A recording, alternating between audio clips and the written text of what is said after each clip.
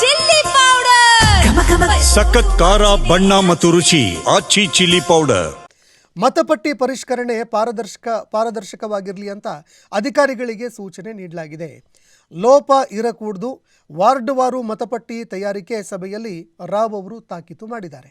ಅಂದರೆ ಮತಪಟ್ಟಿ ಪರಿಷ್ಕರಣೆಯನ್ನು ಮಾಡಲಾಗ್ತಾ ಇತ್ತು, SIR. ಇದಕ್ಕೆ ಸಂಬಂಧಪಟ್ಟಂತೆ ತೀವ್ರವಾಗಿ ಆಕ್ಷೇಪ ವ್ಯಕ್ತವಾಗ್ತಾ ಇತ್ತು, ಆಕ್ರೋಶ ಹೊರಾಗ್ತಾ ಇದ್ರು. ಆದರೆ ಇದಕ್ಕೆ ಸಂಬಂಧಪಟ್ಟಂತೆ ಪಾರದರ್ಶಕವಾಗಿ ಇರಲಿ ಅಂತ ಅಧಿಕಾರಿಗಳಿಗೆ ಸೂಚನೆ ಕೊಟ್ಟಿದ್ದಾರೆ.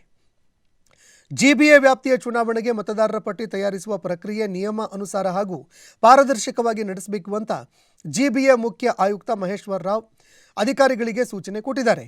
ರಾಜ್ಯ ಚುನಾವಣಾ ಆಯೋಗದ ನಿರ್ದೇಶನದಂತೆ GBA 5 ಪಾಲಿಕೆಗಳ ಸಾರ್ವತ್ರಿಕ ಚುನಾವಣೆಗೆ ಸಂಬಂಧಪಟ್ಟಂತೆ ವಾರ್ಡ್ವಾರು ಮತದಾರರ ಪಟ್ಟಿಯನ್ನು ತಯಾರಿಕೆ ಮಾಡೋದಕ್ಕೆ ಸಮಿತಿ ಸಭೆ ನಡೆಯಿತು. ಈ ಸಭೆಯಲ್ಲಿ ಮಾತನಾಡಿದ ಅವರು, ಆಯಾ ಪಾಲಿಕೆಗಳಲ್ಲಿ ಸಂಬಂಧಪಟ್ಟ ಅಧಿಕಾರಿಗಳ ಗಡಿಗಳನ್ನು ಖುದ್ದಾಗಿ ಪರಿಶೀಲನೆ ಮಾಡಬೇಕು.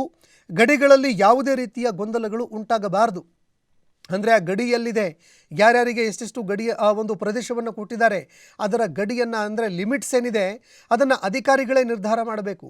ಜೊತೆಗೆ ಆ ಲಿಮಿಟ್ಸ್ ವಿಚಾರಕ್ಕೆ ಸಂಬಂಧಪಟ್ಟಂತೆ ಅಂದರೆ ಎಷ್ಟು ಮನೆಗಳಿಗೆ ಒಬ್ಬ ಅಧಿಕಾರಿ ಮಾಡಬೇಕು, ಆ ಲಿಮಿಟ್ಸ್ ವಿಚಾರಕ್ಕೆ ಸಂಬಂಧಪಟ್ಟಂತೆ ಗೊಂದಲ ಮಾಡಿಕೊಳ್ಳಬಾರ್ದು.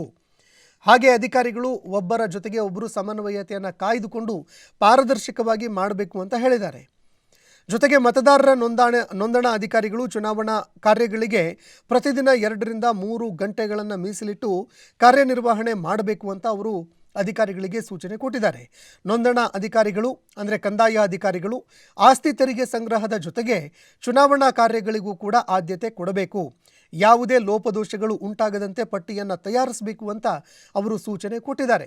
ಇನ್ನು ಬಿಹಾರ್ನಲ್ಲಿ ನಡೆದಂತಹ SIRಗೆ ಸಂಬಂಧಪಟ್ಟಂತೆ ಜೊತೆಗೆ ಬೇರೆ ಬೇರೆ ರಾಜ್ಯಗಳಲ್ಲಿ ಏನು ಮತಪಟ್ಟಿ ಪರಿಷ್ಕರಣೆ ನಡೆದಿತ್ತು, ಇದಕ್ಕೆ ಸಂಬಂಧಪಟ್ಟಂತೆ ತೀವ್ರ ಆಕ್ಷೇಪ ವ್ಯಕ್ತವಾಗಿತ್ತು.